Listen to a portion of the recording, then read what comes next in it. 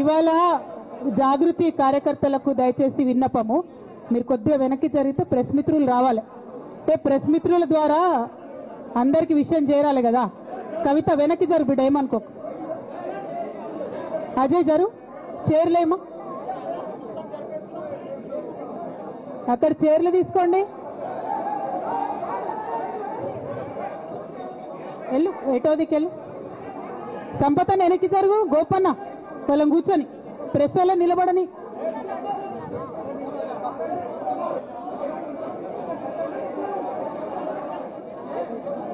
ఒక 2 minutes మా office జర చిన్నగా అయింది, ఏమనుకోద్దు ప్రెస్ మిత్రులు.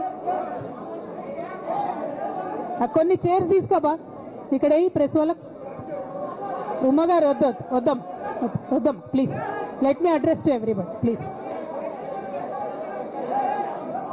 ఏ వెంకటి తొందరగా స్టార్ట్ చేయాలి, తొందరగా స్టార్ట్ చేయనా. జై తెలంగాణ, జై తెలంగాణ.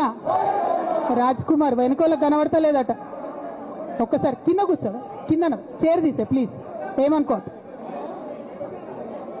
ఓకేనా, ఓకేనా.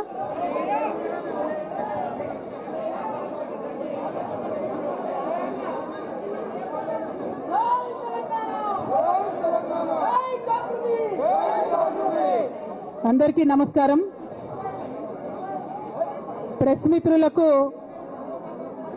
ప్రత్యేక నమస్కారాలు. అదేవిధంగా ఆగమ్మా నువ్వు గన్మైన మా పక్క జరు.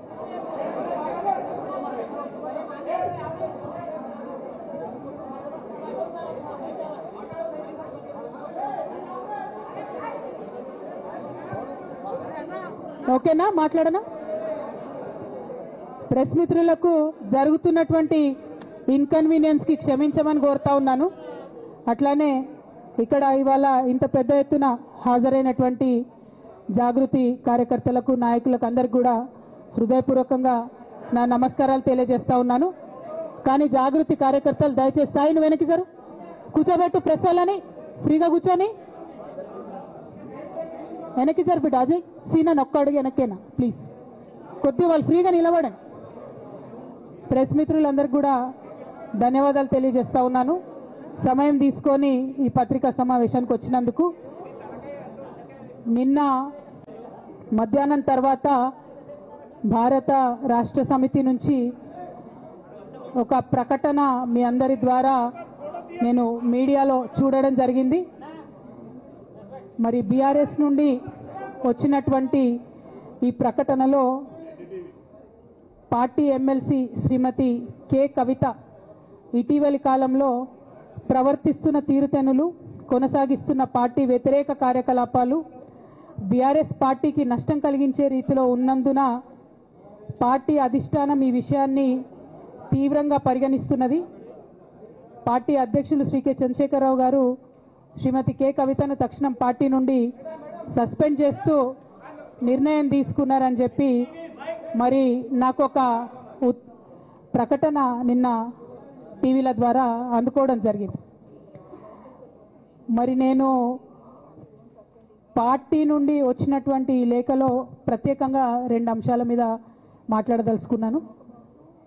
నేను అక్రమ కేసులు పెట్టి నా మీద తిహార్ జైల్లో 5.5 నెలల పాటు ఉండి బయటకు వచ్చిన తర్వాత నవంబర్ 23వ తారీఖు 2024 నుండి నేను ప్రజాక్షేత్రంలోకి వచ్చి అనేక కార్యక్రమాలు చేయడం జరిగింది.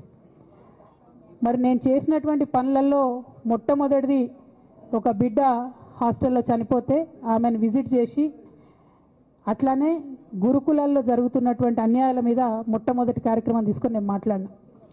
ఆ తర్వాత బీసీలకు జరుగుతున్నటువంటి అన్యాయం, కాంగ్రెస్ పార్టీ మేనిఫెస్టోలో ఇచ్చినటువంటి 42% హామీ కోసము పెద్ద ఎత్తున నేను పనిచేయడం జరిగింది. అట్లానే మహిళలకు 2500 ఇవ్వాలని చెప్పి పోస్ట్ కార్డు ఉద్యమాన్ని నేను చేపట్టడం జరిగింది. పెద్దవాళ్లకు పెన్షన్లు పెంచాలని నేను ఉద్యమాలు చేయడం జరిగింది. తెలంగాణ తల్లి స్వరూపాన్ని మారిస్తే అట్లెట్లా మారుస్తారని రౌండ్ టేబుల్ సమావేశం పెట్టినాం. బనకచర్లు అక్కడ కడుతున్నారంటే దాని మీద రౌండ్ టేబుల్ సమావేశం పెట్టినాం. ఓవరాల్గా తెలంగాణ ప్రాజెక్టులు, అందుబాటులో ఉన్నటువంటి నీళ్లు, వీటన్నిటి మీద కూడా రౌండ్ టేబుల్ పెట్టినాం. భద్రాచలం దగ్గర 5 గ్రామాలు ముంపు సమస్య ఉంది, ఎవరు పట్టించుకుంటలేరంటే వాళ్ళని పిలిపించుకొని రౌండ్ టేబుల్ సమావేశం పెట్టి ప్రభుత్వం మీద ఒత్తిడి తీసుకొచ్చే కార్యక్రమం చేసినాం.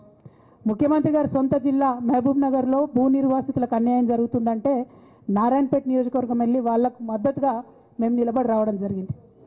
అట్లానే 47 నియోజకవర్గాలలో బీఆర్ఎస్ కండువా బాజాప్తా కప్పుకొని, గులాబీ కండువా బాజాప్తా కప్పుకొని ఎక్కడికి పోతే అక్కడ రావుల చంద్రశేఖర్ రెడ్డి గారిని రిక్వెస్ట్ చేసి భవన్ నుంచి అక్కడ ఉండేటటువంటి బీఆర్ఎస్ నాయకులకు అఫీషియల్ కమ్యూనికేషన్ చేపించి ప్రతి ఒక్క బీఆర్ఎస్ నాయకులకు కార్యకర్తలకు మాట్లాడి ఆయా పర్యటనలకు వెళ్ళినప్పుడు అందరినీ కలుపుకొని బాజాప్తా గులాబీ కండువా వేసుకొని 47 నియోజకవర్గాలు నవంబర్ 23, 2024 నుండి ఈ రోజు వరకు నేను పర్యటన చేసి అనేక ప్రజా సమస్యల మీద మాట్లాడడం జరిగింది.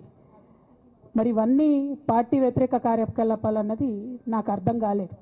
ఎట్లా వ్యతిరేక కార్యకలాపాలు అవుతాయన్నది కూడా ఒకసారి పార్టీ పెద్దలు పునరాలోచించుకోవాలని చెప్పి నేను రిక్వెస్ట్ చేస్తూ ఉన్నాను. అదేవిధంగా మరి బీసీల కోసం నేను పోరాటం చేస్తుంటే అట్లెట్లా మాట్లాడుతుంది, ఇట్లెట్లా మాట్లాడుతుంది, పార్టీకి వ్యతిరేకంగా మాట్లాడుతుంది. అరే, నేను కాంగ్రెస్ పెద్దల మీద ఒత్తిడి తీసుకొస్తుంటే బీసీలకు 42% అమలు చేయాలంటే ఏది పడితే అది చిల్వల్ పల్వల్గా నా మీద రాపించడం, ప్రచారం చేయడం, చాలా దారుణమైనటువంటి పనులు పార్టీలో ఉన్నటువంటి కొందరు పని కట్టుకొని కత్తి కట్టుకొని నా మీద చేయడం జరిగింది. అట్లానే నేను ఒక మాట ఏమన్నా, సామాజిక తెలంగాణ సాధన కోసం నేను కట్టుబడి ఉన్నా అన్న. దానిలో తప్పేముంది?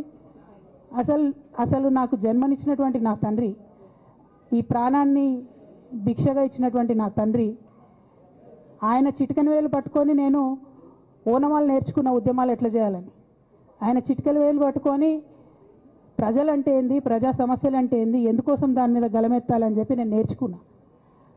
ఆ నాయకుడి స్ఫూర్తిగానే నేను సామాజిక తెలంగాణ మాట్లాడినా. భారతదేశం మొత్తంలో ఇన్ని రాష్ట్రాల్లో ముఖ్యమంత్రులు అయితే 75 ఏళ్ళ స్వతంత్ర భారతదేశం, 79 ఏళ్ళు స్వతంత్ర భారతదేశంలో దళితులకి 3 ఎకరాల భూమి ఇస్తా అని చెప్పినటువంటి ఏకైక గొప్ప నాయకుడు కేసీఆర్ గారు. ఆయన దగ్గర నుంచే కదా నేను సామాజిక తెలంగాణ ఎజెండా నేర్చుకున్నది. బీసీలకు ఎవరు వృత్తి పనిదారులు ఉంటే వాళ్ళకి చేయూతనిస్తా అని చెప్పినటువంటి ఏకైక ముఖ్యమంత్రి కేసీఆర్ గారు. చెప్పినట్టుగా డబ్బులు ఇచ్చిండు కూడా, ప్రతి కులాన్ని కాపాడుకునే ప్రయత్నం చేసిండు. అది కాదా సామాజిక తెలంగాణ? నేను మే 1 నాడు లేబర్ డే రోజు మాట్లాడితే దాన్ని చిల్వల్ పలువలు చేసి సామాజిక తెలంగాణ పేరుతోని కవిత పార్టీ పెడుతుందని చెప్పి నేను నిన్న చెప్పిన 2 పేర్లు పని కట్టుకొని నా మీద దుష్ప్రచారం చేసిండ్రు. నేనేమైనా తప్పు మాట్లాడినా? బీఆర్ఎస్ పార్టీ వ్యతిరేకమా సామాజిక తెలంగాణ నినాదానికి? బీఆర్ఎస్ పార్టీకి సామాజిక తెలంగాణ అవసరం లేదా? భౌగోళిక తెలంగాణ వస్తే సరిపోతుందా? బంగారు తెలంగాణ కావాలని కేసీఆర్ గారు ఇచ్చిన నినాదమే కదా. బంగారు తెలంగాణ అంటే ఏంది? హరీష్ రావు ఇంట్లో బంగారం ఉంటే, సంతోష్ రావు ఇంట్లో బంగారం ఉంటే బంగారు తెలంగాణ అవుతుందా? కాదు కదా. ప్రతి ఒక్క సమాజం బాగుంటేనే బంగారు తెలంగాణ అవుతుంది. నేను అదే కదా మాట్లాడినా. దానికి ఇష్టం వచ్చినట్టు నా మీద స్టోరీ లేపిస్తే నేను భవన్లో పోయి కూర్చొని బాజాప్తా, ఎక్కడో కాదు, బయట ప్రెస్ మీట్ పెట్టలేదు, ఏ ప్రెస్ క్లబ్లో పెట్టలేదు, డైరెక్ట్గా తెలంగాణ భవన్, నా ఆఫీస్ అండి, నా పార్టీ భవన్లో పోయి కూర్చొని నేనేం చెప్పినా, నా మీద కుట్రలు జరుగుతున్నది, నా మీద విషప్రచారం జరుగుతున్నది అని చెప్పిన. నేను రామన్నను బుజ్జగించి గడ్డం పట్టుకొని అడుగుతా ఉన్నా, అన్న నీ చెల్లెని, ఒక మహిళా ఎమ్మెల్సీని మన పార్టీ ఆఫీస్లో కూర్చొని నా మీద కుట్రలు జరుగుతున్నాయని నేనంటే మీరు వర్కింగ్ ప్రెసిడెంట్గా ఉన్నారన్నా, ఫోన్ చేయరా అన్న నాకు? ఏమైంది బేటా, ఎందుకు బాధపడుతున్నావు అని ఫోన్ చేయరా? ఇది ఎప్పుడు జరిగిన ఇన్సిడెంటు? లీక్ కాకముందు, నేను నా కొడుకు గ్రాడ్యుయేషన్కి అమెరికా పోకముందు, అంతకుముందే. మరి మీరు వర్కింగ్ ప్రెసిడెంట్ కదన్నా, నేను పార్టీ ఎమ్మెల్సీని కదా. చెల్లెలు అన్న బంధుత్వాలు పక్కన పెడదాం ఒక్క నిమిషం. ప్రొఫెషనల్ సెటప్లో ఒక పొలిటికల్ పార్టీలో ఒక మహిళా ఎమ్మెల్సీ భవన్లో కూర్చొని నా మీద కుట్రలు జరుగుతున్నాయంటే మీరు మాట్లాడినరా అన్న? 103 రోజులు అయిపోయిందన్న ఇయ్యాలటికి, ఒక్క మాట మాట్లాడినరా? కేసీఆర్ గారు దగ్గర నుంచి కమ్యూనికేషన్ రావాలని నేను ఎక్స్పెక్ట్ చేయలే. వారు పెద్దవారు, వారికి అనేకమైన పనులు ఉంటాయి. మొత్తం పార్టీని ఇప్పుడు పునర్నిర్మించుకోవాల్సిన అవసరం ఉంది. తెలంగాణకు జరుగుతున్నటువంటి అన్యాయాన్ని వారు ఎప్పటికప్పుడు దిశానిర్దేశం చేయాల్సిన అవసరం ఉంది. కానీ వర్కింగ్ ప్రెసిడెంట్ గారి దగ్గర నుంచి ఫోన్ రాకపోవడం మాత్రం ఒక మాట అనిపించింది నాకు. నేను కేసీఆర్ గారి బిడ్డను, నేను కూర్చొని ప్రెస్ మీట్ పెడితేనే రెస్పాన్స్ రాలేదంటే మరి ఇంకో మామూలు మహిళా కార్యకర్తకు బీఆర్ఎస్ పార్టీలో మన అన్యాయం జరిగితే రెస్పాన్స్ వస్తుందా? నాకైతే అనిపించలేదు, వస్తుందేమో నాకు తెలియదు. కానీ నేను ఒక మాటకు నాకు సంతోషం అనిపించింది. నాకు నోటీస్ రాగానే అక్కడ మహిళా ఎమ్మెల్సీలు కూర్చొని మహిళలందరినీ కూర్చొని ఫస్ట్ టైం అనుకుంటా భవన్లో 5 మహిళలు కూర్చొని ఇండిపెండెంట్గా ప్రెస్ మీట్ మాట్లాడింది. చాలా సంతోషం. ఇటువంటి అంతర్గత ప్రజాస్వామ్యం రావాలనే నేను కోరుకున్నా. మహిళలకు, ఎస్సీలకు, ఎస్టీలకు, బహుజనులకు కోటరీల అడ్డంకులు లేకుండా యాక్సెస్ రావాలి, అది మైక్కి యాక్సెస్ రావాలి, బాస్కి యాక్సెస్ రావాలనే నేను అనుకున్నా. అది జరిగింది, చాలా సంతోషం. నన్ను సస్పెండ్ చేసినాక అయినా పర్లేదు, కానీ జరిగింది. నిన్న మహిళలందరూ కూర్చొని మాట్లాడి నేనేమంటున్నా అంటే కేసీఆర్ గారు, కేటీఆర్ గారు, నేను, మా కుటుంబం, మాది రక్త సంబంధం. పదవులు పోతేనో పార్టీలకు వెళ్ళి సస్పెండ్ చేస్తేనో పోయేటటువంటి బంధం కాదు. కానీ ఎవరైతే వెస్టెడ్ ఇంట్రెస్ట్ ఉన్న పార్టీలు ఉంటారో, పార్టీలో ఉండి కేవలం డబ్బు సంపాదించుకోవాలనేటటువంటి ఒక ఆలోచనతో, వ్యక్తిగత లబ్ధి పొందాలనేటటువంటి ఆలోచనతో ఉన్నటువంటి వ్యక్తులు, వాళ్ళకి కావాల్సింది ఏంది? మేము ముగ్గురం కలిసి ఉండొద్దు, మా కుటుంబం బాగుండొద్దు, మా కుటుంబం విచ్ఛిన్నమైతేనే వాళ్ళకి అధికారం వస్తుంది. దాంట్లో భాగంగా ఇవాళ మొదటి స్టెప్పు నన్ను బయటేసిరు పార్టీలకు వెళ్ళి. అది ఇక్కడితో ఆగదు. నేను గౌరవనీయులు పెద్దలు దైవ సమానులు కేసీఆర్ గారిని విజ్ఞప్తి చేస్తా ఉన్నా, మీకు ఒక సూచన చేస్తా ఉన్నా. దయచేసి మీ చుట్టూ ఏం జరుగుతున్నదో ఒకసారి చూసుకోండి నాన్న. నన్ను ఇవాళ బయటకు పంపొచ్చు, నేను మీలాగా స్ట్రేట్ ఫార్వర్డ్ ఉంటా, నిజాలు మాట్లాడతా. నేను ఉద్యమం నేపథ్యం నుండి వచ్చిన కాబట్టి నాగ్గా ఉన్నది లేనట్టుగా, లేనిది ఉన్నట్టుగా, మోసం చేయాలని చెప్పో ఇంకోటి చేయాలని చెప్పో మాట్లాడను. స్ట్రేట్ ఫార్వర్డ్గా ఇష్యూస్ మాట్లాడతా కాబట్టి నన్ను ఇలా బలి చేసిండ్రు, పర్వాలే. కానీ రేపటి నాడు ఇదే ప్రమాదం రామన్నకు కూడా పొంచుంది, రేపటి నాడు ఇదే ప్రమాదం మీకు కూడా పొంచుంది. అల్టిమేట్గా బీఆర్ఎస్ పార్టీని హస్తగతం చేసుకోవడానికి జరుగుతున్నటువంటి కుట్రలో భాగంగానే ఇవాళ నన్ను ఎలిమినేట్ చేయడం జరిగింది. నేను ఇవాళ ఓపెన్గా అడుగుతా ఉన్నాను, హరీష్ రావు గారికి నేను సూటి ప్రశ్న వేస్తున్నా, ఈ రాష్ట్ర ముఖ్యమంత్రి రేవంత్ రెడ్డి గారు కూడా నేను సూటి ప్రశ్న వేస్తున్నా. నా మీద కుట్రలు ఎప్పటి నుండి ప్రారంభమైనాయి?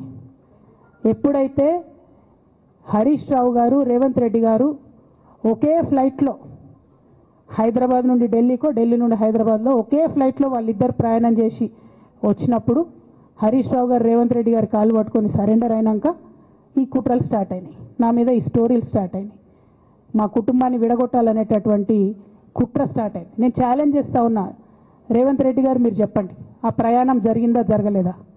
హరీష్ రావు గారు మీరు చెప్పండి, ఒకే ఫ్లైట్లో మీరు రేవంత్ రెడ్డి గారితో కలిసి వచ్చిండ్రా రాలేదా? ఆ తర్వాత నుండే నా మీద ఈ కుట్రలు జరుగుతున్నాయా లేదా?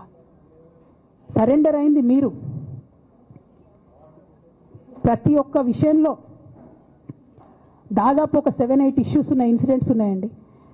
అఫీషియల్ పిఆర్ఓ ట్వీట్ చేస్తాడు, Congress party official PRO tweet చేస్తాడు, ముఖ్యమంత్రి గారు పిఆర్ఓ, ఈ పాల వ్యాపారంలో అవినీతి జరిగిందని. తెల్లారి 2-3 పేపర్లలో వస్తుంది, 3వ రోజుకి మాయమైపోతుంది. అదే కేటీఆర్ గారినేమో 3 సార్లు విచారణ పేరుతో పిలిచి వేధిస్తారు. అంటే కేసీఆర్ కుటుంబం నికార్స్గా బరిగీసుకొని కాంగ్రెస్ పార్టీతో రేవంత్ రెడ్డితో కొట్లాడుతున్నాం కాబట్టి మా మీదనేమో కుట్రలు జరుగుతాయి, మా మీదనేమో కేసులు పెడతారు. మీ మాత్రం 1 or 2 days హెడ్లైన్స్ వస్తే తర్వాత న్యూస్ గాయబవుతుంది. ఎన్ని జరగలే చెప్పండి హరీష్ రావు గారి విషయంలో? ఫస్ట్ పాల వ్యాపారం మీద ఏమొచ్చినాయి ఆరోపణలు? ఆనాడు బీఆర్ఎస్ పార్టీ గవర్నమెంట్లో SC, ST, BC హాస్టళ్లకు Harish Rao గారి పాల వ్యాపారం నుంచి పాలు సప్లై చేసిరనే ఆరోపణలు అయోధ్య రెడ్డి గారు ట్వీట్ చేసిండ్రు. గతం 2 రోజులు పోయింది ఆరోపణ.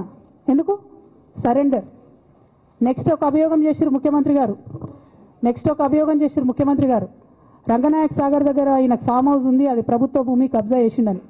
1 day headline, 3rd day news గాయబ్. No case, nothing. కేటీఆర్ పరిస్థితి ఏంటి? ఎన్ని కేసులు పెట్టిరు కేటీఆర్ అన్న మీద? ఎన్నిసార్లు పిలిచిండు విచారణకు? ఇవన్నీ పక్కన పెడదాం, నిన్నటి లేటెస్ట్ ఇష్యూ మాట్లాడదాం. కాళేశ్వరం కానీ ఇంకోటి కానీ ఏ ప్రభుత్వంలో అయినా పొలిటికల్ పాలసీ చేసేవాళ్ళు, విధానపరమైన నిర్ణయాలు తీసుకునే వాళ్ళు ముఖ్యమంత్రులు ఉంటారు. కింద ఉన్నటువంటి మంత్రులు దాన్ని ఎగ్జిక్యూట్ చేయాలి. కేసీఆర్ గారు ఒక పాలసీ డెసిషన్ తీసుకున్నారు, నేను కాళేశ్వరం ప్రాజెక్టు కడతా, దానికి ఇన్ని డబ్బులు ఇస్తా అని. ఆనాడు మంత్రి ఎవరు? ఎగ్జిక్యూషన్ చేయాల్సింది ఎవరు? 2014 నుంచి 2018 వరకు తుమ్మిడిహెట్టి దగ్గర నుంచి మేడిగడ్డకు స్థలం మార్చినప్పుడు మంత్రి ఎవరు? ప్రాజెక్టులు డిసైడ్ చేసినప్పుడు మంత్రి ఎవరు? అన్ని మీటింగ్లు టెక్నికల్ ఇష్యూస్ చూసుకోవాల్సింది ఎవరు? ఇవన్నీ రేవంత్ రెడ్డి గారు మాట్లాడారు. నేను మొత్తం అసెంబ్లీ స్పీచ్ చూడరు మీరు, వీళ్ళ మ్యాచ్ ఫిక్సింగ్ అనేది మీకు తెలిసిపోతుంది. ఏం మాట్లాడరు ఆయన. ఎంతసేపు కేసీఆర్ కాళేశ్వరం కట్టిండు, కేసీఆర్ కుటుంబం 1,00,000 కోట్లు తిన్నది. అరే 2007 నుంచి ఇప్పటివరకు కాళేశ్వరం 1,00,000 కోట్లు కూడా ఖర్చు కాలే. 1,00,000 కోట్లు ఖర్చు కాని ప్రాజెక్టులో 40 లక్షల ఎకరాలకు నీళ్ళీయంగా కూడా 1,00,000 కోట్ల అవినీతి అయింది అంటారు రేవంత్ రెడ్డి గారు. దాన్ని మళ్ళీ ఓన్లీ కేసీఆర్ గారి గురించి చెప్తారు, హరీష్ రావు గారి గురించి మాట్లాడరు. ఎందుకంటే ఇంటర్నల్ అండర్స్టాండింగ్ ఉంది వీళ్ళిద్దరికి. నేను రామన్నను ఒకటే రిక్వెస్ట్ చేస్తున్నా, అన్న ఇవాళ మీతో బాగున్నట్టు వాళ్ళు నటించవచ్చు, హరీష్ అన్న కావచ్చు, సంతన్న కావచ్చు, కానీ వాళ్ళు మన మంచి కోరుకునే వాళ్ళు కాదు. వాళ్ళు తెలంగాణ ప్రజల మంచి కోరుకునే వాళ్ళు కాదు. వాళ్ళు కేసీఆర్ గారి మంచి కోరుకునే వాళ్ళు కాదు. వాళ్ళను మీరు దూరం పెట్టి రాజకీయంగా తెలంగాణ రాష్ట్ర సమితిలో ఇప్పుడు బీఆర్ఎస్లో పనిచేస్తున్నటువంటి హార్డ్ కోర్ కార్యకర్తలను దగ్గరికి తీసుకొని ప్రజా ఉద్యమాలు తీసుకొని ప్రజల దగ్గరికి పోతేనే మన పార్టీ బతుకుంటుంది, నాన్న పేరు బాగుంటుంది. ఇవాళ నాన్నకు సిబిఐ అనేటటువంటిది వచ్చిందంటే అది కేవలం హరీష్ రావు గారు, సంతోష్ రావు గారి అవినీతి వల్లనే వచ్చిందని మళ్ళొకసారి నేను గంటాపదంగా చెప్తున్నాను. ఇంకా గమ్మత్ ఏంటంటే ఇదే హరీష్ రావు గారు వాళ్ళ ఫాలోవర్స్ అంతా నిన్నటి నుంచి చెప్తున్నారు, హరీష్ అన్న చాలా కష్టపడ్డాడు, డే 1 నుంచి ఉన్నాడు అని. డే 1 నుంచి లేడండి. చాలామంది రిపోర్టర్లకు తెలుసు, సీనియర్ రిపోర్టర్లకు డే 1 నుంచి లేడు. పెద్దసారు టీడీపీ నుంచి బయటకు వస్తుంటే మామయ్య మనకెందుకు, డిప్యూటీ సీఎం మనం ఎందుకు రాజీనామా చేయాలి, ఈ ఉద్యమం ఏమవుతుందో, ఈ పార్టీ ఏమవుతుందో మనకు రిస్క్ ఎందుకని ఆనాడు ఈనాడు పేపర్లో వచ్చింది. 1,50,00,000 రూపాయలు తీసుకొని వ్యాపారం చేసుకుందామని హరీష్ రావు గారు ఎక్కడికో పోయిందని కూడా వచ్చింది. కటింగ్ కోసం వెతికిన దొరికినప్పుడు ఎప్పుడో ట్వీట్ చేస్తుందని నేను. బీఆర్ఎస్ పార్టీ ఆనాడు టీఆర్ఎస్ పార్టీ పెట్టినాక 9-10 నెలల తర్వాత వచ్చింది హరీష్ రావు గారు. డే 1 నుంచి లేరు. నమ్మకం లేకుండా ఆయన పార్టీ నిలబడుతుందో ఉంటుందో పోతుందో అని. ఓకే అయిపోయింది. రాగానే సారు పెద్ద హృదయం కాబట్టి క్షమించిరు, దగ్గర తీసుకున్నారు, ఎమ్మెల్యే కాకముందే మంత్రి ఇచ్చిర్రు, అన్ని రకాలుగా ఆదరించిరు, అన్నీ చేసిండ్రు. ఎప్పుడైతే పార్టీకి ఒక్క క్షణం చెడ్డ పేరు వచ్చిందో ఎక్కడ పోయిండండి ఈయన? చక్కగా పోయి వైఎస్ రాజశేఖర రెడ్డిని కలవలే? మీ అందరికి గుర్తులేదు ఆ ఫోటో? సీనియర్ నాయకులందరికీ బాగా మాట్లాడతారు, అన్ని దగ్గర ఉన్నా, నేనే ఉన్నా, నేను ఎక్కడ లేను. నిన్న పాపం చాలా మంది ఈ కొత్త సోషల్ మీడియా పిల్లలు ఉన్నట్టు వాళ్ళకి హిస్టరీ తెలియదు అనుకుంటా, అందుకే చెప్తున్నా ఇవాళ. అదేవిధంగా నేను పెద్ద ట్రబుల్ షూటర్ అంటారు. ట్రబుల్ షూటర్ కాదు, ఈజ్ బబుల్ షూటర్. ఆయన ఏంటంటే ట్రబుల్ ఆయనే క్రియేట్ చేస్తాడు, చేసి నేనే సాల్వ్ చేసినట్టు నటిస్తాడు. నేను లేటెస్ట్ ఎగ్జాంపుల్ చెప్తా పట్టురు. నేను మొన్న దాసోజు శ్రవణ్ అన్న ఎలక్షన్ ఎమ్మెల్సీ ఎన్నికలలో బీఆర్ఎస్ పార్టీ డిసైడెడ్ ఒకటే క్యాండిడేట్ని పెడదామని. కానీ హరీష్ రావు గారు ఇంటర్నల్గా బీజేపీ వాళ్ళతో మాట్లాడుకొని ఏం చెప్తారంటే, మీ దగ్గర నుంచి ఒక క్యాండిడేట్ని ఇవ్వండి, నేను మామయ్యని కన్విన్స్ చేసి 2వ క్యాండిడేట్కి పెట్టిస్తా అంటే he wants to create a trouble.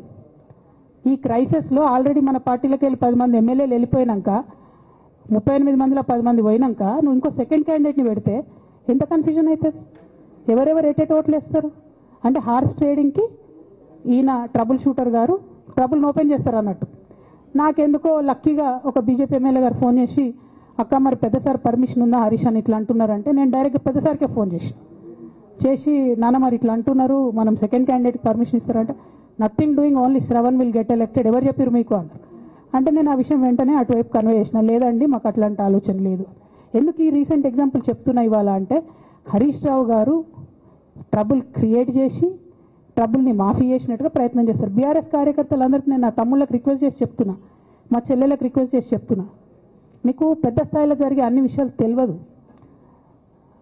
తెలియకుండా అందరూ మన వెల్ విషర్స్ అనుకుంటారు. అది మీ తప్పు కాదు. ఎందుకంటే కేసీఆర్ సార్ అంత ఓపెన్ మైండ్తో ఓపెన్ హార్ట్తో ఉంటారు కాబట్టి బీఆర్ఎస్లో ఉన్న అందరూ అట్లే ఉంటారు అనుకుంటారు. కానీ చాలా మందికి చాలా హిడెన్ ఎజెండాస్ ఉన్నాయి. ఒక పక్క కాంగ్రెస్తో కలిసి ఉన్నారు, ఇంకో పక్క బీజేపీతో మాట్లాడుతున్నారు, ఎవరితో అవసరమైతే అటు మాట్లాడుతున్నారు.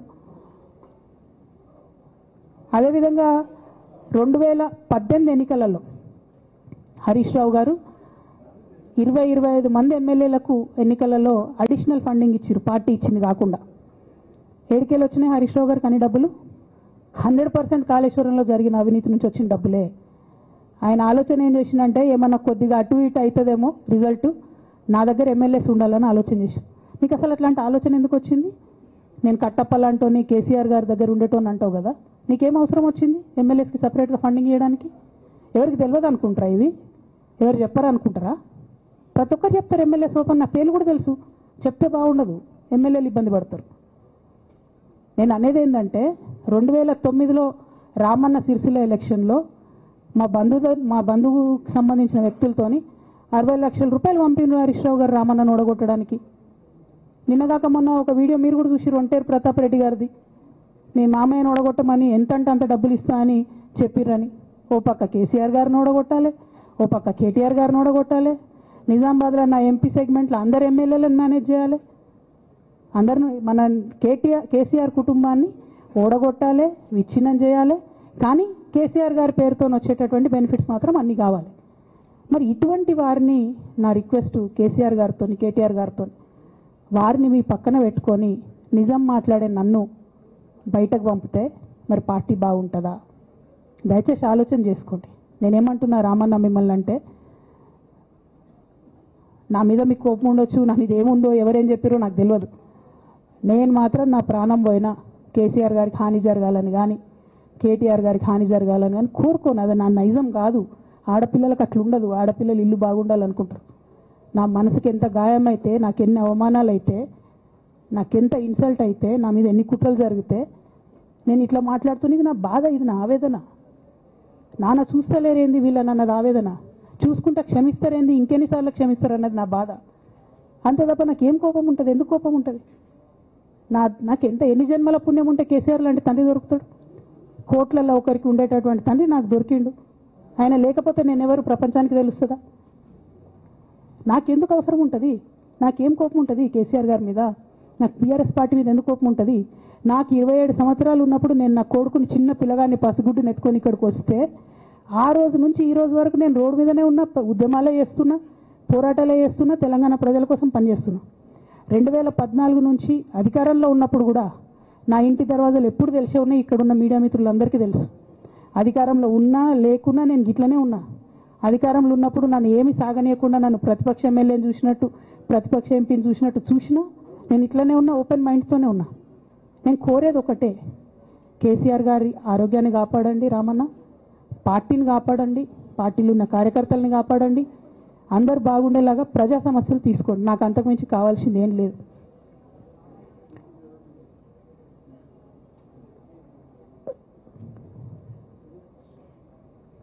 కానీ మొన్న అసెంబ్లీలో అర్ధరాత్రి దాకా పెట్టి రేవంత్ రెడ్డి గారు కేసీఆర్ గారిని తిడుతుంటే దయ్యాలు వేదాలు వాళ్ళు ఇస్తున్నట్టు అనిపించింది నాకైతే. దానికి ఈయన హీరోలాగా ఎదుర్కొన్నాడు, ఈయన 6 అడుగుల బుల్లెట్ అని పార్టీ అంతా ట్వీట్ చేస్తే, మరి 6 అడుగుల బుల్లెట్ ఎవరికి గాయం చేస్తుంది? ఎండ్ ఆఫ్ ద డే ఇవాళ అయితే నన్ను గాయపరిచింది, రేపు రామన్నను గాయపరుస్తారో కేసీఆర్ని గాయపరుస్తారో. జాగ్రత్తగా ఉండండి రామన్న, నేను చెప్పేది ఏం లేదు. జాగ్రత్తగా ఉండండి, కేర్ఫుల్గా ఉండండి. అట్ ద సేమ్ టైం ఈ హరీష్ రావు గారి కారణంగా గమ్మత్ ఏముంటుందంటే, ఒకసారి హంపీకి పోతారు వీళ్ళందరూ, మీ అందరికీ తెలుసు ఆ స్టోరీ. హంపీకి పోయి పాటలు పాడుకుంటారు, మొత్తము చాలా మంది కలిసి కేసీఆర్ గారిని చాలా అవమానకరంగా మాట్లాడతారు, ఒక పార్టీని వెనుపోటు పడదామని డిజైన్ చేస్తారు. ఇదంతా వీరికి తెలుసు, హరీష్ రావు గారికి తెలుసు. నేను ఆ రోజు సాక్ష్యం ఉన్న హరీష్ అన్న వచ్చి లిటరల్లీ రామన్న చేతులు పట్టుకొని, అరే మామయ్యకి ఎప్పుడు సింక్ ఆర్ సేల్, నేను మామయ్యతోనే ఉంటా అని చెప్పి అక్కడ మాట్లాడుకున్న వాళ్ళందరూ వెబసార్ దగ్గర అవుట్ చేసిండి. ఆ తర్వాత పర్యవసానంలో ఈటల రాజేంద్ర అన్న బయటికి వెళ్ళడం. ఈ మహానుభావుడు వల్ల జగ్గారెడ్డి దగ్గర నుంచి మొదలు పెడితే, చెరుకు శ్రీనివాసరెడ్డి ముత్యంరెడ్డి అన్న కొడుకు దగ్గర నుంచి మొదలు పెడితే, రఘునందన్ రావు గారు, మైనంపల్లి గారు, విజయశాంతి గారు, విజయరామారావు గారు, ఆయన పాత పెద్ద ఆయన ఉండే ఈటల రాజేందర్ గారు, వీళ్ళందరూ పార్టీలోకి వెళ్ళి పోయినారు కదా. పోలేదా? ఇవన్నీ హరీషన్న చేసినాయి కాదా? ఆనాడు దుబ్బాక ఉప ఎన్నిక ఎందుకు ఓడిపోయినాం? దుబ్బాక ప్రజలకు ఇప్పటికి కూడా గుర్తుంటుంది. వాళ్ళందరూ ఒకటే మాట చెప్తారు, ఈయన సిద్దిపేటకు తప్ప రూపాయి రానియాడు దుబ్బాకకు, ఈయన వచ్చి ప్రచారం చేసిండు కాబట్టి మేము ఓటేయాలని ఓపెన్గా చెప్పారు ఆనాడు ఎన్నికలలో. దానికి ఏం రాపించుకుంటాడు ఈయన పేపర్లల్లో? ఒంటరి పోరాటం చేసి ఓడిన హరీష్ రావు. అసలు ఓడిపోయింది మీ వల్ల కదా. మీరు మీడియా మేనేజ్మెంట్లో సూపర్ అలా డౌట్ ఏం లేదు. రామన్న యూట్యూబ్లు మేనేజ్ చేసి నా మెయిన్ స్ట్రీమ్ మీడియా మేనేజ్ చేస్తాడు అంతే, అంతకుమించి వేరే ఏం లేదు. నేను రామన్నని రిక్వెస్ట్ చేస్తున్నా, మీరు కూడా ఆ స్కిల్ నేర్చుకోండి అన్న. అట్లనే ఈటల రాజేందర్ గారు ఉప ఎన్నిక దగ్గరుండి హరీష్ అన్న గెలిపిలేదా అండి ఈటల రాజేందర్ని? ఆనాడు పీసీసీ అధ్యక్షుడిగా ఉండి రేవంత్ రెడ్డి గారు ఏమంటారు, కాంగ్రెస్ పార్టీ ఓడిపోతుంది ఇడా అని చెప్పి ఆయన ముందే డిక్లేర్ చేసిండు, ముందే చేతులు ఎత్తేసిండు. హరీష్ అన్న ఆడ పోయి కూర్చొని మరి ఈటల రాజేందర్ అన్నని గెలిపించొచ్చిండు. ఈ బంధం రేవంత్ రెడ్డి గారిది హరీష్ రావు గారిది అప్పటి నుంచి కొనసాగుతుంది, కొత్త బంధం ఏం కాదు ఇది. నేను కేసీఆర్ గారిని పెద్దల్ని రిక్వెస్ట్ చేసేది ఒకటే, ఈయన చేస్తున్న నక్కజిత్తుల్ని దయచేసి గమనించండి. ఇవాళ నేను బయట పోతా కావచ్చు, నాదేముంది ఉద్యమంలోకి వెళ్ళి వచ్చినా మళ్ళీ ఉద్యమంలోకే పోతా, నాకు భయం ఏముంటుంది, నాకు ఎన్నడూ పదవుల మీద ఆశ లేదు.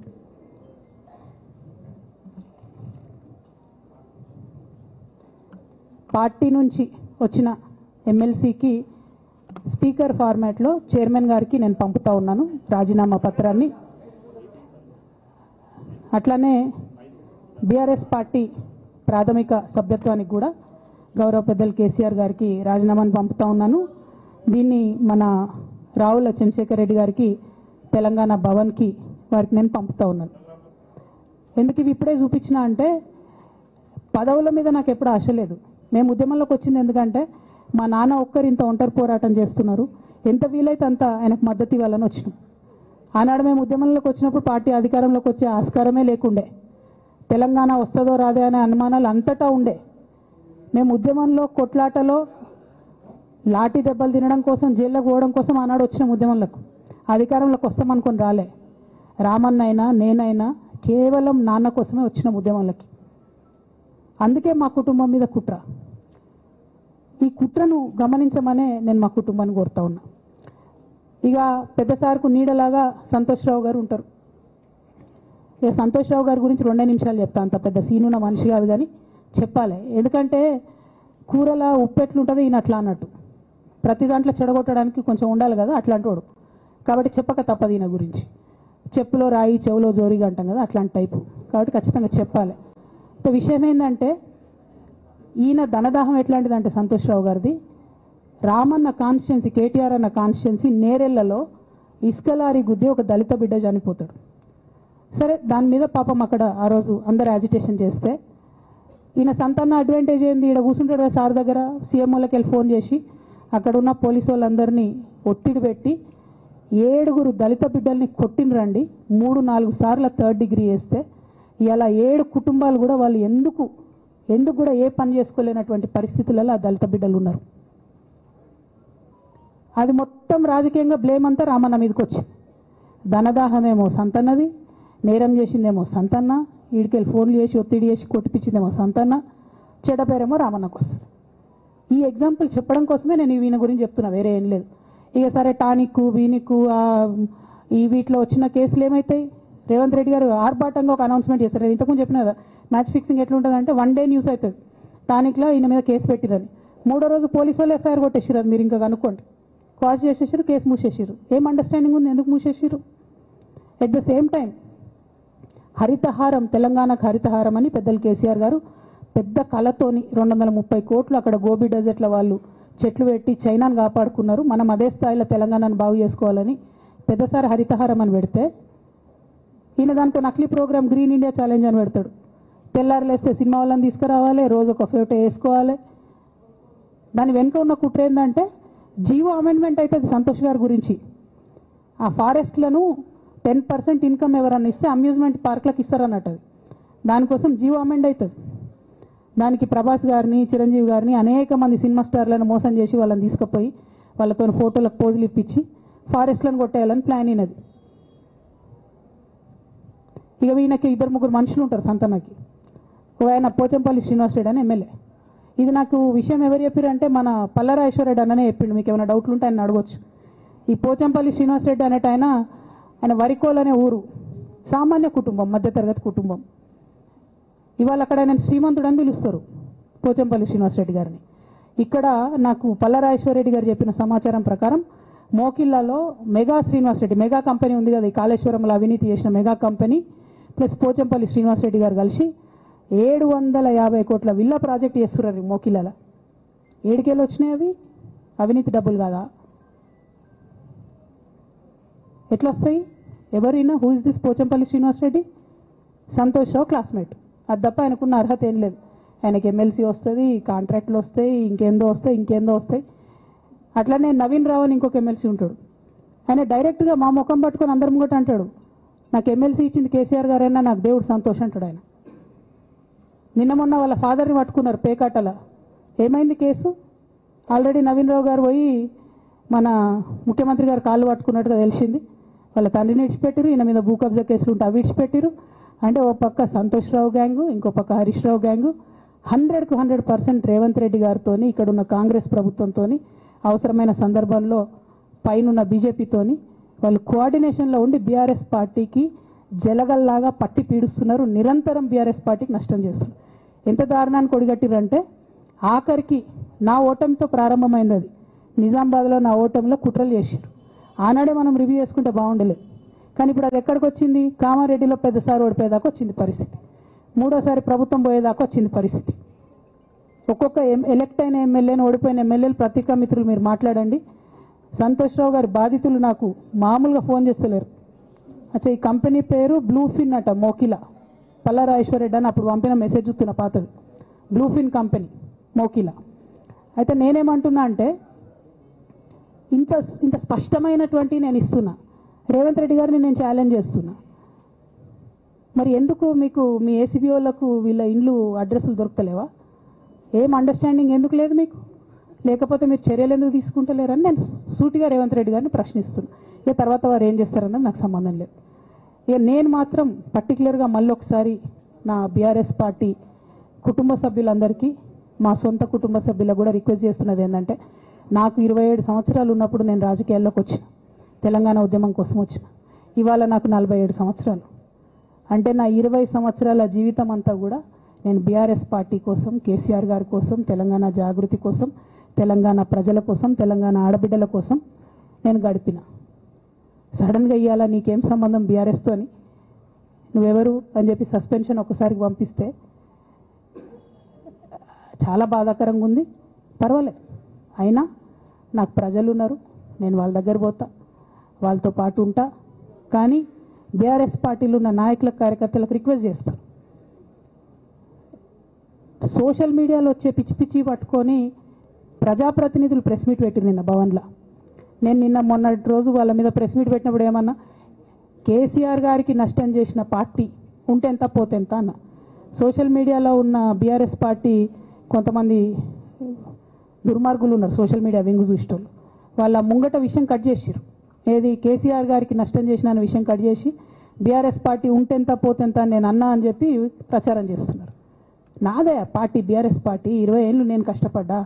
నేను తెలంగాణ జాగృతి పెట్టి ఇండిపెండెంట్గా పనిచేసినప్పుడు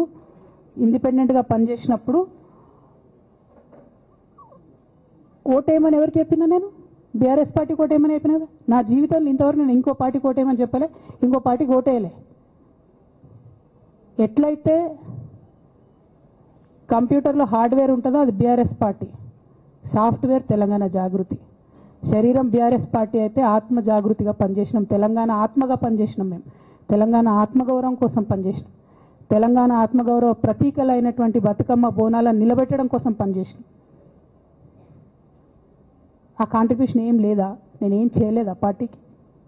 నిజామాబాద్లో చికెన్ గున్యా వచ్చి బాధపడుతుంటే గల్లీ గల్లీ గల్లీ తిరిగి 2018లో ఒక్కొక్క ఎమ్మెల్యేకు ఎంత తిరిగినా అన్నది అక్కడ నిజామాబాద్ ప్రజలకు తెలుసు.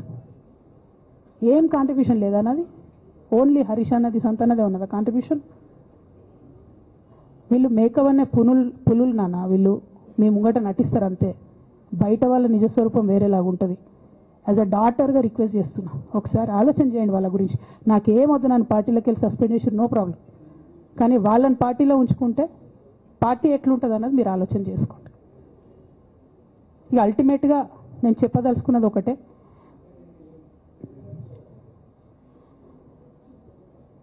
కలికాలం కాబట్టి అబద్ధాలు చెప్పేటోళ్ళది, మోసం చేసేటోళ్ళది నడుస్తుంది. టెంపరీగా వాళ్ళది నడుస్తున్నది, వాళ్ళది నడిచింది, విజయం సాధించారు కాబట్టి ఇవాళ సస్పెన్షన్ నాకు వచ్చింది. బట్ నేను ఇదివరకు చెప్పినా మళ్ళీ చెప్తున్నా, నేను కర్మ సిద్ధాంతాన్ని నమ్ముతా. ఖచ్చితంగా ఇంతకు ఇంత దేవుడు వాళ్ళకి అనుభవింపజేస్తాడు, అందులో ఏం ఆలోచించాల్సినటువంటి అవసరం లేదు. Thank you. జై తెలంగాణ, జై కేసీఆర్, జై తెలంగాణ, జై కేసీఆర్.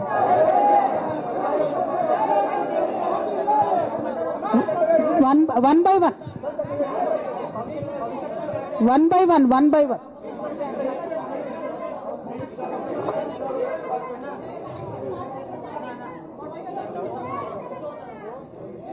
ఒక్క 1 minute హిందీలో చెప్పేసే అన్న, బయట నేషనల్ మీడియా మిత్రులందరూ అడుగుతున్నారు.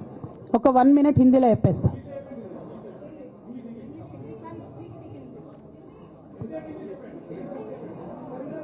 आज तेलंगाना की बेटी होने के नाते पूरे देश की जनता के साथ मैं ये बात कहना चाहती हूँ.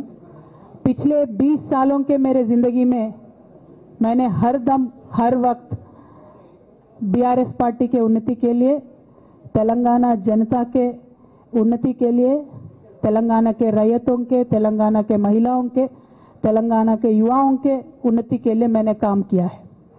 और इस पूरे 20 साल के ज़िंदगी में मैंने अपने लिए कभी कुछ नहीं मांगा है, लेकिन तेलंगाना की जनता ने, बीआरएस पार्टी ने मुझे बहुत प्यार दिया है. मेरे पिताजी ने मुझे सांसद बना के दिल्ली भेजा है. मुझे एमएलसी का मौका भी पार्टी ने दिया है, जिसके लिए मैं पार्टी का, मेरे पिताजी का, बीआरएस पार्टी का, पूरे परिवार का, तेलंगाना के आवाम का भी बहुत ही ज़्यादा मैं आभारी हूँ. लेकिन जो भी मुझे रिस्पॉन्सिबिलिटी दिया गया था, मैंने पूरे शिद्दत के साथ काम किया है. कभी भी मैंने तेलंगाना के लोगों के खिलाफ काम नहीं किया है. लेकिन आज चंद लोग बीआरएस पार्टी में, हमारे आसपास पिताजी के इर्द गिर्द थोड़े लोग, जिनके जो वेस्टेड इंटरेस्ट है, जिनको अपनी ही फायदा की जो सोच है, ऐसे लोग बीआरएस पार्टी में उनका लीड रोल हो गया है. और उनके वजह से उन्होंने मेरे पिताजी के ऊपर, मैं ऐसा मानती हूँ, दबाव बना के मुझे पार्टी से निकालने का काम किया है. लेकिन अल्टीमेटली मैं ये मान के चलती हूँ कि मैं तेलंगाना की बेटी हूँ. मैं जब तेलंगाना में आके तेलंगाना के आंदोलन में शामिल हो गई, मैं रास्ते पे चली, मैंने लाठी खाई, मैं जेल भी गई. हर तरीके का जो भी कोशिश हो सकता है तेलंगाना के अलग रियासत हासिल करने के लिए, मैं वो तमाम कोशिशों में शामिल थी. मैं तो आंदोलन से आई हूँ. इन्होंने अभी मुझे पार्टी से, सियासत से निकालने का काम किया है, तो मैं फिर आंदोलन में चली जाऊंगी. लेकिन मैं बीआरएस पार्टी से, हमारे पिताजी से यही रिक्वेस्ट करना चाहती हूँ कि आपके इर्द गिर्द जो लोग जमा हुए हैं, उनकी नीयत के बारे में आप सोचिए. क्या वो पार्टी के लिए काम आएंगे? आप इसके ऊपर गौर कीजिए. हमारे परिवार को तोड़ने का काम उन्होंने आज किया है. बीआरएस पार्टी के परिवार को तोड़ने का काम आज उन्होंने किया है. और ये किसके फायदे के लिए उन्होंने किया है? तेलंगाना के आवाम के फायदा के लिए उन्होंने नहीं किया है, उनके खुद के फायदा के लिए किया है. तो मैं मेरे पिताजी से, बीआरएस पार्टी से यही रिक्वेस्ट करना चाहूंगी कि ऐसे लोगों को पहचानिए, उनकी असली रूप आप पहचानिए, और उनके ऊपर जो भी एक्शन हो सकता है वो लीजिए. और मैं तेलंगाना चीफ मिनिस्टर रेवंत रेड्डी जी से भी डिमांड करती हूं कि आपने जो बीआरएस के परिवार को तोड़ने का आज काम किया है, हमारे बीआरएस में जो धोखेबाज लोग हैं उनसे मिलके आपने जो बीआरएस के परिवार को तोड़ने का कोशिश किया है, तेलंगाना की आवाम आपको इसका जवाब जरूर देगी. Thank you. जय तेलंगाना. ఒకరు చెప్పండి.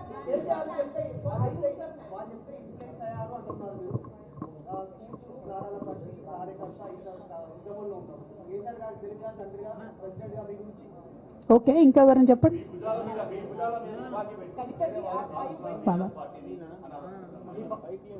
ఏమా నా భుజాల మీద తుపాకి పెట్టి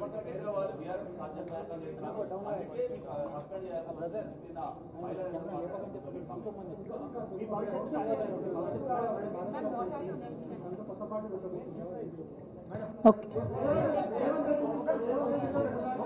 I got your question. Rahul जी,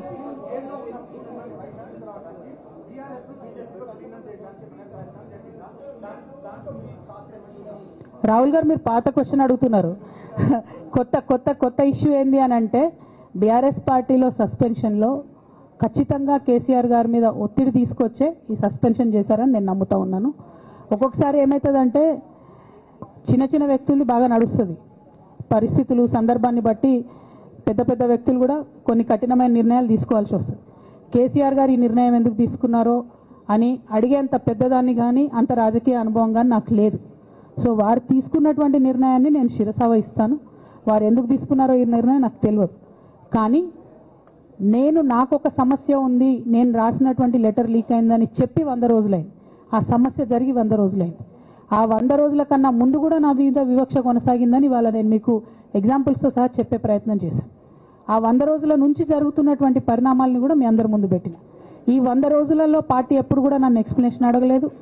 నిన్న నన్ను సస్పెండ్ చేసే ముందు కూడా నన్ను ఎక్స్ప్లెనేషన్ అడగలేదు. ఇంకా చెప్పిన కదా, విచిత్రమైన విషాదం ఏంటంటే సడన్గా డిసిప్లినరీ కమిటీ పుట్టుకొచ్చింది. సడన్గా ఈయన రవీంద్రరావు అంటే దాంట్లో సంతకం చేసిండు. ఆయననే సార్ని తిట్టిండు మళ్ళీ మొన్న ఎలక్షన్ ఓడిపోయినప్పుడు. సో ఈ అన్నీ చూసి నాకేమనిపిస్తుందంటే చాలా ఒత్తిడిలో చాలా ప్రెషర్ పెట్టి సార్తో చేపించారని నేను అనుకుంటున్నాను.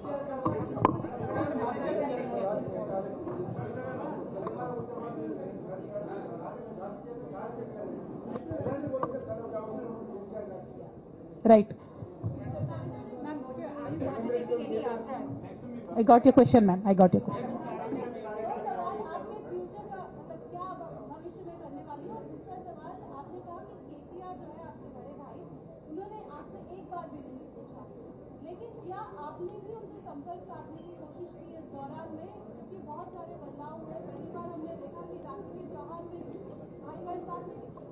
నేనేమంటున్నా అంటే కేసీఆర్ గారి రాజకీయ పరిజ్ఞానాన్ని క్వశ్చన్ చేసేంత స్థాయి నాకు లేదు, అంత అవగాహన కూడా నాకు లేదు. కాకపోతే పెద్ద నాయకులు అనేక సందర్భాల్లో ఒత్తిడికి గురైనటువంటి విషయాలు చరిత్రలో మనం చూసినాం. ఇవాళ అదే జరిగిందని నేను భావిస్తున్నా. ఒకటి. రెండు, నేను ఈ లేఖ అనేటటువంటిది రిలీజ్ అయిన తర్వాత ఎప్పుడు కేసీఆర్ గారికి కొంచెం ఇబ్బంది జరిగినా, అది కాళేశ్వరం కమిషన్కి వారి పిలుపుకొచ్చినా, 2 సార్లు వారు యశోద హాస్పిటల్కి వచ్చినా, నా చిన్న కొడుకు అమెరికాకి తీసుకెళ్లే సందర్భమైనా నేనే వారి దగ్గర పోయినా. నాకేం బేషణం ఉంటుంది, ఆయన మా నాన్న కదా. నేను పోయిన తర్వాత ఈ దుష్ట చతుష్టయం ఏదైతే ఉన్నదో, ఈ ఇద్దరు 2 గ్యాంగులు ఏవైతే ఉన్నాయో, అక్కడ జరగనిది జరిగినట్టుగా మీడియాలలో విచిత్రమైన వార్తలు రాపించారు. ఎంత ఘోరం అంటే, నేను నా కొడుకుని తీసుకపోతే నన్ను గన్మెన్లు రాలేదట. జరుగుతుంది అని ఎక్కడన్నట్ల. ఇటువంటివన్నీ మెయిన్ స్ట్రీమ్ పత్రికలు రాస్తాయి. మరి విచిత్రం నాకు అర్థం కాదు. మెయిన్ స్ట్రీమ్ పత్రికలు అనేటటువంటి ఇట్లాంటి వార్తలు మరి ఆడ ఎవరు లేని కూడా లేరు. ఎవరు చెప్పిరు, ఎందుకు రాపిచ్చిరు? సో నేనేమంటున్నా అంటే, నేను ఎప్పుడు నాన్న దగ్గరికి వెళ్ళడానికి చూసినా కూడా మా మధ్య స్పర్ధ పెంచడానికి అనేకమైన వార్తలు రాపించి అనేకమైన కుట్రలు ఈ గత 103 రోజులుగా కొనసాగుతూనే ఉన్నాయి నా మీద. కానీ అంతకుముందు కూడా జరిగినాయనేదే నేను చెప్తున్నా. అందులో భాగంగానే రాఖీ రోజు కూడా ఒక 24 గంటల ముందే నేను అన్నకు కూడా మెసేజ్ పంపిన. అన్న రేపు రాఖీ ఉంది, నేను వచ్చి కడతాను, మీడియా లేకుండా వచ్చి కడతాననే మెసేజ్ పంపిన. బట్ అన్న బిజీగా ఉండే ఎక్కడికో వెళ్ళిండ్రు, నేను అర్థం చేసుకున్నాను. అందుకే వెళ్ళి రాఖీ కట్టలేకపోయినాను. సో నేను నా వైపు నుంచి ఎక్కడ కూడా కమ్యూనికేషన్ చేయడానికి ప్రయత్నంలో లోపం జరగలేదు. అటువైపు నుండి కమ్యూనికేషన్ రాలేదు. నేను చెప్పాలనుకున్నవి, నేను ఎత్తుకున్న ప్రజా సమస్యలు ఈ 103 రోజులలో మీ ముందున్నాయి, అవి చేస్తూనే ఉన్నా. ఇక భవిష్యత్తుకు సంబంధించినటువంటి విషయం నేనేం ఆలోచించలేదు. ఎందుకోసం అంటే, నిన్న నోటీస్ రావడం అనేటటువంటిది డెఫినెట్గా నేను కొంచెం బాగా బాధపడ్డా. నాకెందుకు నోటీస్ వస్తుంది, మరి నా లేఖ లీక్ అయింది, లీక్ చేసింది ఎవరు అంటే, చేసినటువంటి వ్యక్తుల మీద ఎందుకు విచారణ జరగలేదు అనేటటువంటిది ఖచ్చితంగా పార్టీ అంతర్గతంగా ఆలోచన చేసుకోవాలి. అంటే నన్ను ఏం మాట్లాడకుండా నన్ను డైరెక్ట్గా ఉరిదీస్తారు. నేను ఎవరి మీద అయితే కంప్లైంట్ చేసినో కనీసం వాళ్ళను అడిగినరా, అడగలేదా, చర్యలు తీసుకున్నారా, తీసుకోలేదా, ఏమీ చెప్పకపోతే, ఆ మాత్రం అంతర్గత ప్రజాస్వామ్యం లేకపోతే బయట ప్రజలకు మనం ఏం చెప్తామన్నది నా ప్రశ్న.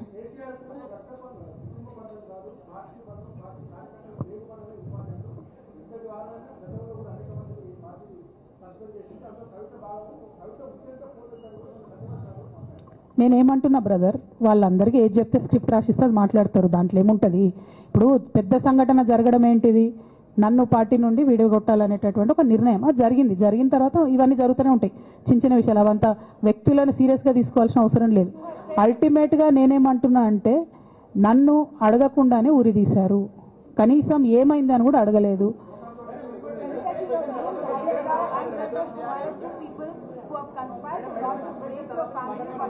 But this has also been portrayed as a succession battle, that your father actually chose your brother as a political heir and that you want a space in the political party as a leader, and that's the reason why you started making this kind of reversal. Madam logo తీసాను madam. నేనేమంటున్నా అంటే, నేనేమంటున్నా అంటే, ఇప్పుడు ఈ నేను మాట్లాడే press meet చూస్తున్నటువంటి రాజకీయ నాయకులకు కావచ్చు, బీఆర్ఎస్ పార్టీకి సంబంధం లేని వ్యక్తులకు కావచ్చు, వాళ్ళకి ఇది ఒక ఎంటర్టైన్మెంట్, ఇది ఒక వార్త. కానీ నాకు నా లైఫ్, మా బీఆర్ఎస్ పార్టీ కార్యకర్తలకు వాళ్ళ లైఫ్. సో నేను చాలా తీవ్రమైనటువంటి బాధలో గంభీరంగా ఉండి మాట్లాడేటటువంటి ప్రయత్నం చేస్తున్నా. నేనేమంటున్నా అంటే కుటుంబంలో జరిగినటువంటి అనేక అంశాలను నేను చెప్పను కూడా, ఎందుకంటే అది ప్రజలకు అనవసరం. అది నేను ఆ బాధను పంచుకుంటే మీరు తట్టుకోలేరు కూడా.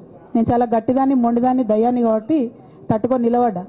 కానీ నా ప్లేస్లో వేరే వాళ్ళు ఉంటే తట్టుకోలేరు. సో కుటుంబంలో ఇంటర్నల్ విషయాలు నేను మాట్లాడతలేను, ఓన్లీ పొలిటికల్ ఇష్యూసే నేను మాట్లాడుతున్నా. పొలిటికల్గా నన్ను సైడ్ లైన్ చేసి, నన్ను సస్పెండ్ చేసి, పార్టీకి అనుక్షణం నష్టం చేస్తున్న ఆ ఇద్దరు వ్యక్తులను, వారి గుంపును, వారి ముఠాను పార్టీ ఎట్లా మోస్తుంది అనేటటువంటిది నా ప్రశ్న. సరే, నిన్న మొన్న ఆ గుంపుకు సంబంధించిన వ్యక్తులు అన్ని చోట్ల నా ఫ్లెక్సీలు చింపేసి నాకు దిష్టిబొమ్మలు, శవయాత్రలు ఎందెందో వేసిరట. ఈ ఉత్సాహం కేసీఆర్ గారి మీద సిబిఐ ఎంక్వైరీ చేస్తా అని రేవంత్ రెడ్డి గారు అన్నప్పుడు ఎక్కడ చచ్చిపోయింది ఆ ఉత్సాహం అని నేను అడుగుతా ఉన్నా. ఎందుకు చేయలే రేవంత్ రెడ్డి గారి దానాలు, దిష్టిబొమ్మలు ఎందుకు చేయలే? ఏం అండర్స్టాండింగ్ ఉంది మీకు? నా ప్రశ్న సింపుల్. నన్ను వ్యక్తిగతంగా ఏదో చేస్తారన్నది కాదు. నాకు నష్టం జరిగేదే లేదు, ఎందుకంటే ప్రజలు చూస్తున్నారు, ప్రజలు గమనిస్తున్నారు. తెలంగాణ ఆడబిడ్డలు తమ ఇంటి ఆడబిడ్డలుగా ఆదరించారు నన్ను. ఒక్కొక్కరు అడిగితే అర్థమవుతలే, ఏం అర్థమవుతలే.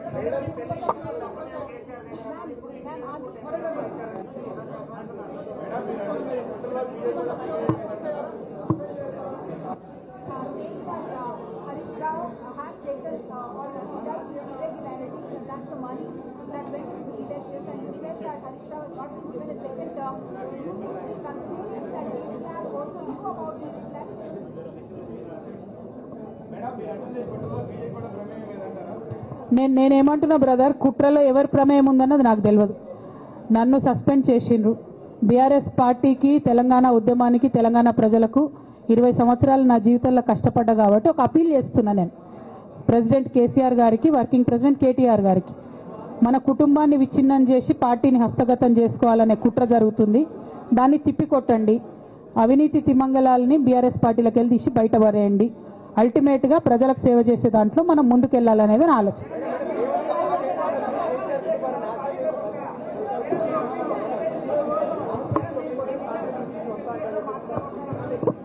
ఇక్కడ ఇంకో మాట చెప్పాలి బ్రదర్. నేను నిన్నటి నుంచి పేపర్లలో నేను ఈ పార్టీలో ఏరుతున్నా, ఆ పార్టీలో ఏరుతున్నా అని వచ్చింది. నేను ఏ పార్టీలో కూడా చేరను. నాకు ఏ పార్టీతో అవసరం లేదు.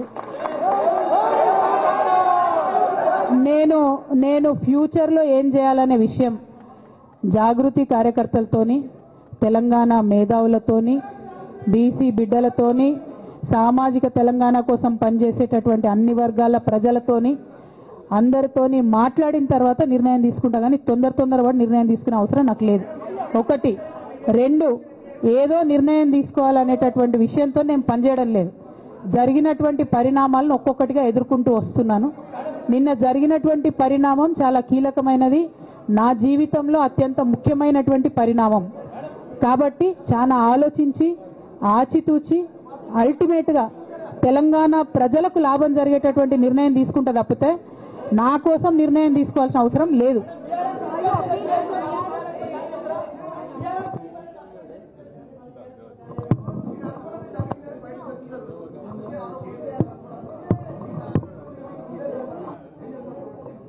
నాకెట్లా తెలుస్తుంది సస్పెన్షన్ గురించి? నాకైతే రేవంత్ రెడ్డికి ఉన్నట్టు అక్కడ దూతలు లేరు. అక్కడ సార్ సగం ఇడ్లీ తింటే బయటకు చెప్పేటటువంటి సిస్టమ్ నా దగ్గర లేదు. సో అక్కడ ఏం జరిగిందో నాకు తెలియదు, ఎవరు నా గురించి ఏం చెప్పారో నాకు తెలియదు. Ma'am, it is but natural.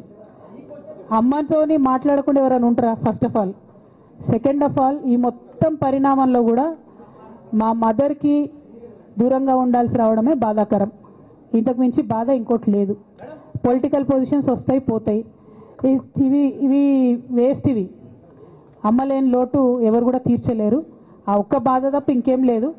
ఇది మాత్రం నా ఇంటిగ్రిటీ నిరూపించుకోవడం కోసం నేను రాజీనామాలు చేస్తున్నా. నాకు పార్టీ వల్లనే ఎమ్మెల్సీ వచ్చింది, దానికి రాజీనామా చేస్తున్నా.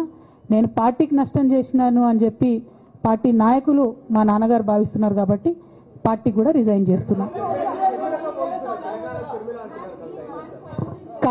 కాలం నిర్ణయిస్తుందండి. షర్మిలతో పోలుస్తున్నారా, కేసీఆర్తో పోలుస్తున్నారా? కాలం నిర్ణయిస్తుంది. తొందర ఏం లేదు. నన్నేదో అవమానం చేయాలి, నన్నేదో అనాలి అని ఎవరు పడితే వాళ్ళు మాట్లాడే అడ్డమైన మాటలకు సమాధానం చెప్పాల్సిన అవసరం కూడా లేదు.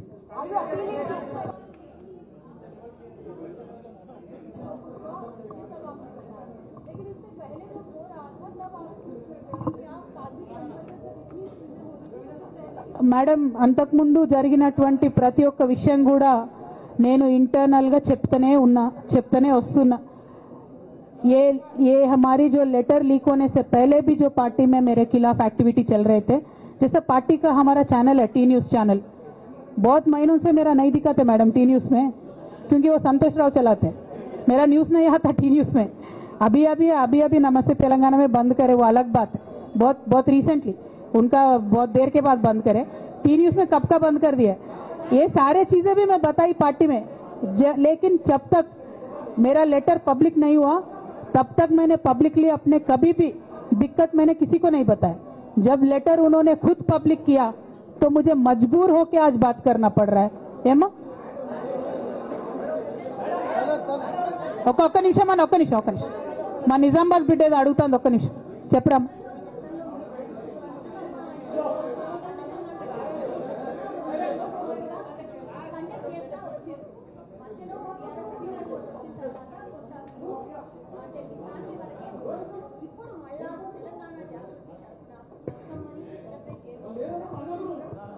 ఏ మందోడా భయ్, ఆగు మెల్లగా. వాళ్ళని ప్రెస్ వాళ్ళని ఇబ్బంది పెట్టకండి, జాగృతి కరకం.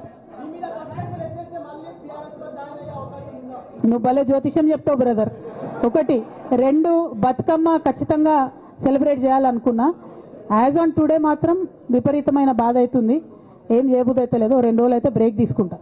ఆ తర్వాత ఆలోచించుకొని నా కార్యాచరణ ప్రకటిస్తాను.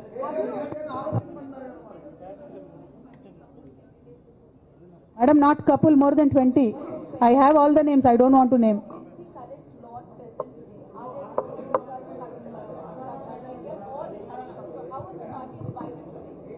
I don't have that. Madam, I have a lot of information, but I don't believe it is the right time to expose all that. There is a lot many more interactions that we will have in future. If necessary, I'll certainly let that information out. Today, my simple appeal to Honorable President of our party is, as you have taken action on me without even asking me for an explanation, kindly take action on the rest of the people as well. That is my simple allegation.